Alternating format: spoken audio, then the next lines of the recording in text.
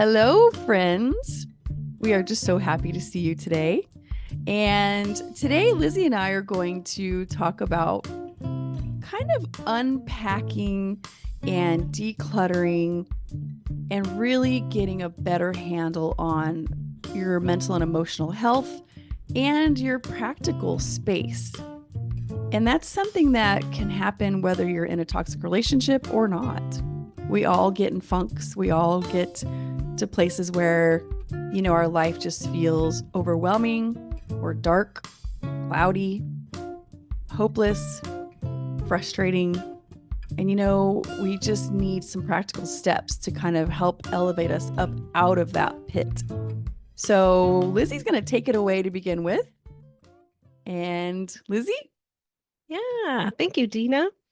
Yeah, this one's kind of something that's a little near and dear to my heart. My mother was one that rarely got up in the morning and did not get ready for the day and did not make her bed, did not clean up her space. So this was something that kind of was ingrained in me since I was a very young child. And I know sometimes when we go through some really dark spaces in our life, it doesn't necessarily have to be that you're recovering from a toxic relationship, but any types of trauma we go through times in our lives that the hardest thing to do is to get up and get out of bed. And we need to celebrate the little things. And one of the things, I don't know, Make Your Bed, I believe by Admiral McRaven. And if I said it wrong, forgive me. But there's some great YouTube videos about the importance of just getting up and making your bed and having pride in your made bed.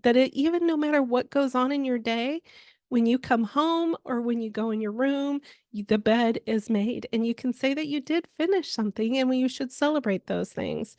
So I would also recommend to watch the video because it is kind of inspirational if you like the inspirational things, and it is a great speech if you have not heard it already. It's also a YouTube or a speech that I have also shared with my students because I'm a high school teacher and have found that it reaches some, right? But so let's kind of start with some of the simple things when you get up. One of the things that I think Dina and I may title this, which will have fun, which will be from PJs to Powerhouse, your morning routine for confidence. And one thing we feel that we do lack in those moments of dark spaces and times of our life is we feel we've lost our confidence. It's the simple things. It's your job productivity is low. Your family life or your children, there's just so many things that may impact it that, we feel like we've kind of lost ourselves in the whole whirlwind of what's going on. So there are some simple things, and a lot of these you may go, duh, I know these things, but it's amazing how hard it is to kind of pick up and do them. So I think at the end of this, what I would like for each of you to do is to think, okay, I can do this and this each day, and start with something small. If you're in that place that the biggest deal of your day is to get out of bed, let's focus on something else to increase your day and to help build those confidences in yourself. So another thing I always recommend is decluttering your space. And the reason why I say this is, sometimes we have things and we think we got to keep it. We're afraid that if we lose our stuff or we let go of stuff, that, oh, it's something I might need. But when it's been sitting in your closet or it's been something you look at and you're tired of dusting, it's okay to let it go. Because the more streamlined you are with your clutter in your closets, in your rooms, in your living rooms, the better you're going to feel because it makes it easier to maneuver around your home. It feels good when you come home because your home should be your refuge. And I know for some, your refuge right now might be in a very dark place. And so you're not able to really make that happen, which I get. But do what you can each step of the way. Another thing I always recommend is when you get up in the day, make your bed, get ready for the day, even if you're staying at home. Here again, I was raised this way. My mom, this is probably a little extreme, but even as a young child, I couldn't watch Saturday morning cartoons until I got ready for the day because my mom says, you never know what's going to come your way. in that day, but also because you're going to feel better about yourself. Now, if you're one that just simple things and maybe putting on some makeup, fixing your hair, maybe change a routine in your makeup, maybe change a routine with your hair, um, dress up for the day. I'm not a t-shirt kind of gal. I don't care for t-shirts unless I'm wearing it with a blazer. I like to wear my blazers, my t-shirts, and my jeans and my sneakers. But, if you got some t-shirts that you feel good in, wear them. If you got clothes that you can wear for work or you can wear for casual with your jeans or whatever, it's okay to wear those things at home. It's okay to wear those things to feel good because you might be surprised how happy you feel just by doing some of those simple things. And they're saying that by doing like putting on your makeup if it makes you feel good, or fixing your hair and wearing things that make you feel good, it releases dopamine. It's not putting on the makeup that releases dopamine, it's the fact that you feel good. And when you're in those dark spaces, you need those moments. And the only person that can do it is you. And I know if you have a tight budget, some of those things can be really hard just to maintain. So if you're not a makeup person, maybe focus on some few pieces of clothing. If you have a packed closet and you wear maybe three things, get rid of everything. I'm one of those, and I'll tell you why. How many of us end up wearing or keeping things in our closet because you're like, well, when I lose weight, I will be able to wear this again. I'm here to tell you, if you lose weight, you're going to want a different look. Or if you're the kind of person that's like, I really like these clothes and I lost so much weight, I'm afraid to get rid of it in case I gain that weight back. Most likely, if that happens, you'll probably want a different look anyway. So clean it out, and it helps you see what you have, what you can wear. If you're on a tight budget and you're having to go out into the workforce and you want something that's flexible between work and home, the one thing I always tell women is get one pair of nice pair of jeans that you feel good in. And for work, get a navy blue pair of pants and a black pair of pants. And I always say start with the work pants because obviously you need those for work, right? And then just make sure you have something on the casual when you're at home that you want things to enjoy when you're hanging around the house, um, that kind of help you go along with just feeling good about who you are and where you are. And I know sometimes that's easier said than done, but it does help. It's there's so many types of fabrics now too. I mean, Dina knows this about me. I love colors. I love textures. I love those kind of things. And I know it's not everybody, but you know what looks good on you. You know the colors that look great on you. And it, maybe just buy one blouse that makes you feel good. Buy one pair of shoes. I have two pairs of shoes on a regular basis that I wear, especially at home. I have a pair of off-white sneakers and I have a pair of Birkenstocks. I know some people don't like Birkenstocks, but I have a really cute pair of Birkenstocks. That's all. That's it. That's my home when I'm off. I have more dress shoes, but that's because I've accumulated the ones that I've worn over, the last 3 years. But I also get rid of the ones that I realize I'm not wearing. If I don't wear it within 6 months, I know sometimes you're like, well, I live in snowy weather. That's a different story because I still have a pair of snow boots, but I never drag them out now. But yet I still go to Montana and Colorado and I'm just not ready to get rid of it. So what I'm trying to say is find areas in your life that you can declutter, you can take care of your space, so you can take care of your mind, your body, and your soul. And as I said already, I know this is really tough when you're in those dark places, but that's why it's almost more imperative that you get up and you follow these routines, force yourself into a routine and celebrate those routines because it will help your mental health for sure and the grief process. And like I said, just maybe start with one different thing a week. Right now you're like, okay, I'm just doing good getting up. Well, then let's add the routine of making your bed. or making sure that you have your makeup on or your hair fixed so you feel good about yourself. And you know what? It may take hard work and lots of YouTube channels, but if you like want a different look for different like eye makeup, different changes and just different ideas and tips and tricks to change something that makes you even enjoy it more.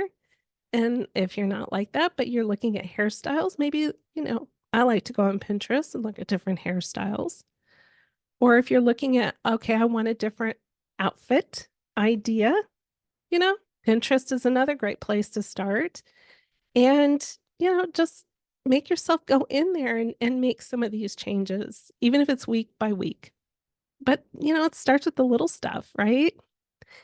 And going back to the makeup, my mom had been in the hospital off and on a lot over decades.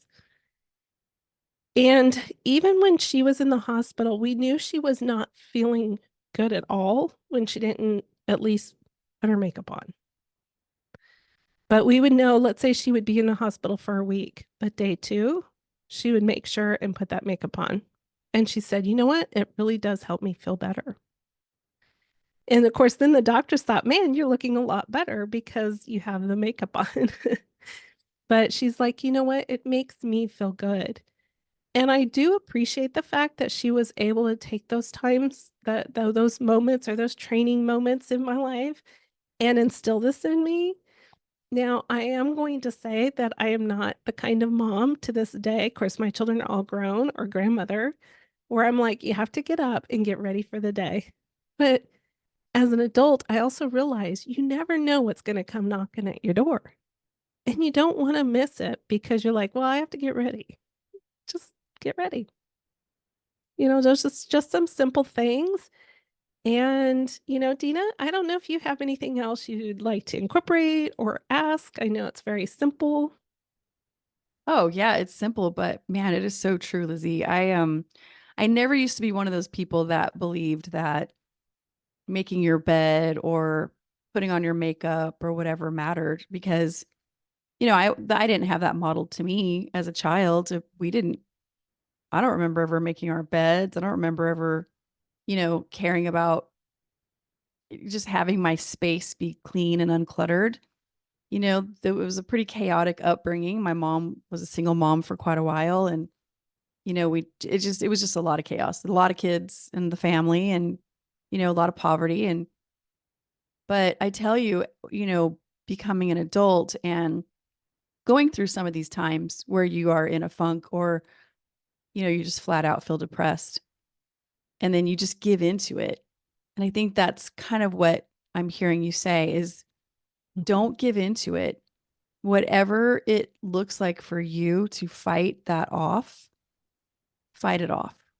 You know, and like Lizzie said, even getting up and I remember one time I was in a pretty, state, pretty not severe, but pretty decent state of funk and, sadness and my mom told me, she said, go for a walk. She said, you'd be amazed at those brain chemicals that will change.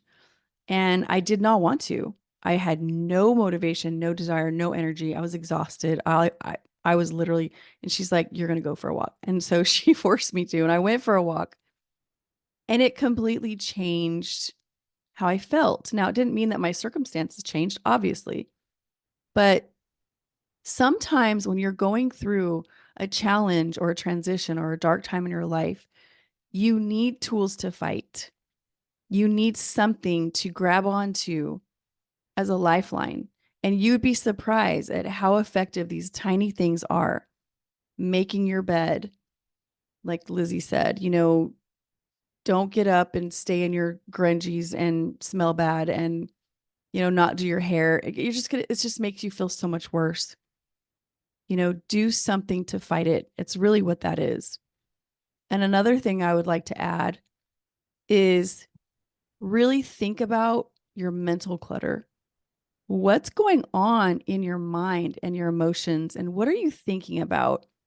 What got you there in the first place? It could have been circumstantial, could be a bad relationship, could be, just overwhelm from being a mom and having a family, dad, and you're doing everything and you're providing and you're just having a really hard time, or other things in your life, like a handicapped child or something, you're an elderly parent, any of those things could be the case. But really think about your thoughts. What are you saying in your head? Are you talking about how exhausting and frustrating you are? Are you talking about how this is never going to end? Are you thinking thoughts that are not serving you? They're doing more harm than good? Are you getting down on yourself? Are you beating yourself up? Are you expecting too much? Are you acting like you shouldn't feel upset or sad and you feel guilty for feeling that way because your life could be so much worse, like your neighbor down the street? Really, really look at what you're thinking about and do the same thing mentally that Lizzie's describing. Really start cleaning that up. You need kindness. You need understanding for yourself. You need to really control those thoughts. I can tell you, I feel like 70% of the population does not think about what they're thinking about. They just have these tapes that run in their head over and over and over again because they've been that way since they were young. And those thoughts can be toxic. They can be like a virus that's swirling around in your body, just waiting for an opportunity to turn into something worse. And so you need to really examine those thoughts. What are you thinking about? What are you saying in your head? What are the messages that were sent to you maybe as a child? Are they still in there, and are they forming the opinions you feel about yourself and others? And start doing some cleaning up. You're probably going to have to journal or write things down as thoughts pop in your head. You're going to have to probably write those down and really examine what's going on up there in your head. And then you need to counter those. So if your thought is, I am so disgusting and ugly, like nobody wants me, you need to literally take a look at that, write it out, be curious about it, and say, that is such a mean and cruel thing to say, and literally counter it. Why is that wrong? And if you can't think of anything because you feel so crappy about yourself, then you literally think of what other people have said about you. People say, I have a beautiful smile. People say, I make them feel comfort. People say that I'm extremely helpful. Start literally speaking against those thoughts. You have to rewire that brain because, as you all know, and I'm sure you all have heard, because brain is a lot of talk these days, and rewiring, those tapes and stopping all of that and getting yourself into a better place is going to start with you examining where the viruses are and counteracting those suckers, because you've got to get better. So that's all I got to say. No, that was good. And I was going to say that with journaling, one thing I always recommend, because a lot of times we journal, we write the heavy stuff in the midst of our pain. This is what I did when I'm in a low place and I journal, and that is I write 3 blessings as well. And one of those blessings could be I got up, I made my bed, I got ready for the day, or I went to work, I made dinner. It's learning to celebrate those little things. So if you do journal, I really recommend, even if you don't, I recommend for everyone, if possible, to write those 3 blessings a day. And also, some people refer it to as 3 things that you're grateful for. So you can, however you want to put it, that's the same thing. Because the more positive we are, it does help with how things turn out. And like Dina said, we do get lost in our head and the wheels kind of start turning. And then, we've sat there all day kind of just, perseverating on our deep pain when there was nothing else that we powerhoused ourselves through. So that's why it's like decluttering your home, decluttering your mind. Make yourself feel your best, whatever you feel like that is for you. It's just making a conscious effort.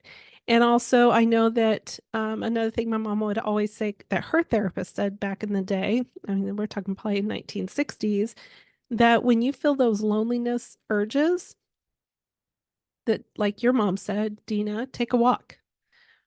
And of course, as Dina said, those are the times you don't want to take a walk. Like you're just like, ugh. Or he also said, or clean out your closet. It's putting your mind somewhere else besides the pain and the hurt and the frustration that you may be in. And like I said, I know it's a lot different when you may be living in a toxic relationship, but that's why it's even more imperative that you find what those little things are that you can, that little pieces that you can find to help you mentally stay as decluttered as possible so you can powerhouse through. Great Yeah. thoughts. Yeah, great thoughts, Lizzie. I love that. And Yeah. I have kept a gratitude journal before. That actually saved me when I was a young mom and I was, struggling financially all the time. And I had a Hmm. couple friends that just never struggled. And, grandparents bought their kids adorable things, adorable clothes, adorable toys. Every birthday party would be piles and piles and piles of nice things. And we would leave those parties and my kids would go, how come I don't get hardly anything for Oh, my birthday? Things like that. And then, of course, as a mom, you feel terrible because you're working. You are yeah. working, full time. I never not worked. And, but I didn't make much. But, and so I started comparing myself to other people Mm, and I stopped being grateful for what I had. I stopped being grateful for what was in my home and life. And you can also kind of be resentful against other yeah. people and jealous. And it was so ugly. And finally, I got the same advice. Thank God for that, because I started journaling everything I was grateful for and every beautiful thing that happened in my life that day. Even if it was like somebody brought me a sandwich, I would just be like, I am putting this down. Like, this is adorable. You know, Yeah. it changed my attitude because I'm telling you, comparison makes contentment walk out the door. Mm, Do well not said. compare your life. You have challenges and struggles. They have challenges and struggles. You have blessings, and they do too. And you might be going through a whole lot more. You might be. It's Mm, true. You might be. But you yeah. still have to focus on the good in your life. And if you don't, it's awful. So don't do that. And one more point I would like to say, I always have more to say, even though I say I'm done. One more point I would like to say is sometimes when we're in those funks, we're in those areas of our life where we're suffering or struggling or just frustrated and done, we get so self-absorbed. We can get Mhm. very self-absorbed if we're not careful. And we're not like being selfish or we're not doing it on purpose, but we're just so wrapped up in our own struggles and our own suffering that we just ignore everything else. One of the best ways to get out of your head and to get out of a funk and to stop, you know, licking your wounds and just because the self absorption makes it worse, it really does, is to help other people. We all can tend to be very self, self, self, self, self. It's just that kind of world right now. It's that kind of environment. We're all talking about ourselves on social media. We're all taking selfies. We're all telling people what we ate that day and what we did that day. And I think we've kind of lost the art of focusing on other people to a degree. So if you need to get out of a funk, even if you're still suffering, even if you're still having a hard time, start focusing on other people. Who's out there that has it worse than you? Who's out there where they're really hurting? Maybe they're not even hurting as bad as you, but maybe they're just really hurting. Help them. You will be amazed what it'll do for you. It will get you out of that space. It will get you focusing on something positive and it'll change the energy around you. So Yeah. I really, I really am done. No- Well, and that's a good point because I know, Dina, you and I have talked about that before. Social media also can feed what you don't have. And there are times that it's okay to have a season to probably just disconnect from the social media when you're in a very dark place because you see everybody's good. And I know now it's kind of hard because there's some good stuff that may help you through things, little quotes here and there or whatever. But if you find that it puts you in a deeper funk or you've lost your day and you're not making your bed or getting out of your pajamas because you're kind of scrolling through that social media and then realizing what you don't have, then I would highly suggest, and I believe Dina would too, just turn off your social media. Give yourself like a month because Yeah. sometimes you go through like a week or so of detox. People Yeah. don't realize that it's a detox to separate yourself from social media. But if it's making it keeping you in a darker place, then it's not worth it. Yeah, that's true. And just simply examining what is getting you here. Why are you here? What happened? Sometimes you don't even know. You're just like, I don't know why I feel this way. I just feel this way, Yeah. and then when you feel an emotion, you think you have to give in to that emotion, but you don't.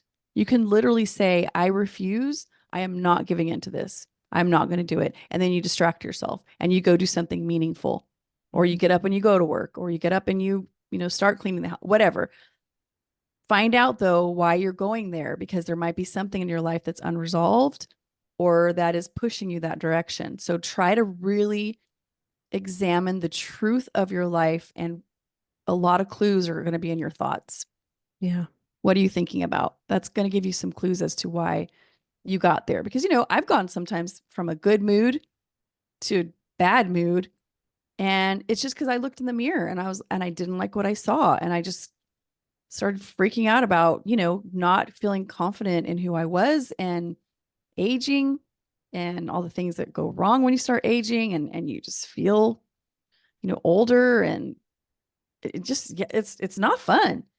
And I could stay there and focus on that if I wanted to, and I could get in a real funk in a real quick time, but I can't. I can't. That why?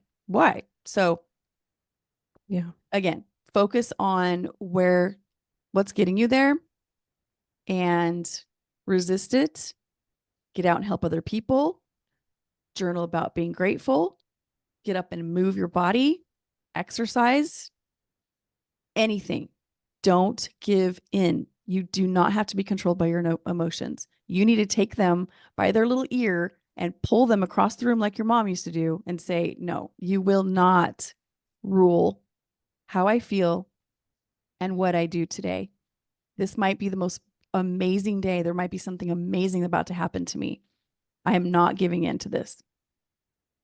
So, And to kind of piggyback off of that, it's pretty much whether it's making your bed, getting up and getting ready for the day, it's taking control of what you can take control of because your circumstances aren't going to change overnight. They most likely they won't. And a good rule of thumb that I've heard my dad say for decades was you didn't get here overnight, and most likely it won't happen overnight that you get to the other side, right? So it's almost like I'm going to take control of what I know I can take control of. Turning off the TV, turning off social media, making your bed, getting up and getting ready for the day. And you know what? For each one that you do, you can say, well done. Congratulations. I'm really proud of myself for doing this today. Don't think about tomorrow, what you're going to work on tomorrow. Just sometimes it's like it's almost like an addiction. I don't want to say it's an addiction, but what they say is, you can't think of way ahead of time. A lot of times they can't even think about tomorrow. And I know when you heal from trauma, you can't think about tomorrow sometimes, or if you're living in the midst of abuse, but you can think about today, this very hour. And I guess that's kind of where this is. Take control of what you can take control of. Get ready for the day and look for the blessings that come your way because they are there. I promise. They are there. You just may have to look a little harder. But if you did do those things, then you did do some blessings. We appreciate you for taking the time to listen to us, the Matadoras. And you know what? Please reach out to us. You can go to our website, which is thematadoras.com, and look for us on the social media platforms. But we just appreciate each and every one of you, and we do care deeply about each and every one of you. And we hope you have a wonderful day. Thank you. thank you.